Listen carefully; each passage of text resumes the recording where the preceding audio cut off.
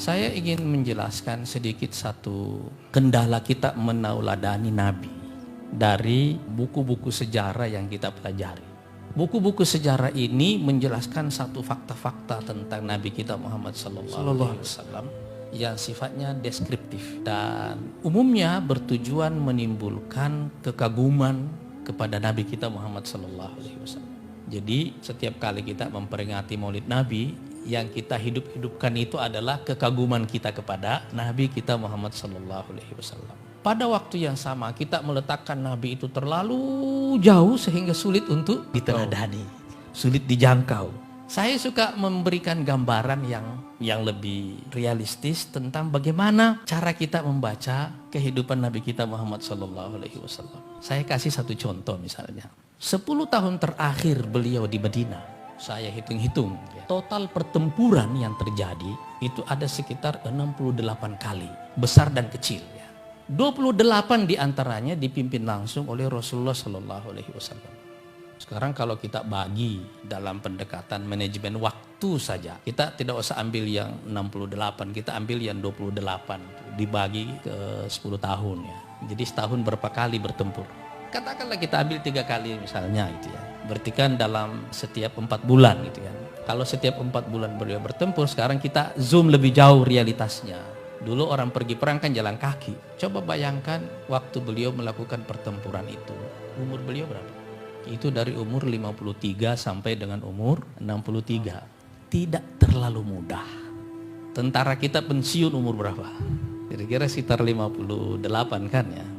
Sekarang coba bayangkan kalau orang semua pergi jalan kaki. Sekarang coba kita hitung-hitung waktu latihannya kapan, waktu persiapannya, waktu logistiknya dan seterusnya. Coba bayangkan satu hidup yang penuh dengan tekanan pekerjaan seperti itu. Kita ambil sisi kecil saja, sisi mentalitas, sisi psikologis. Bagaimana caranya kita bekerja, mempertahankan ketenangan, kemantapan hati. Waktu kita menghadapi tekanan pekerjaan dalam waktu yang lama. Itu apa pelajarannya? Daya tahan, endurance. Jadi pelajaran terpenting yang kita pelajari dari semua nabi-nabi itu pada akhirnya adalah daya tahan.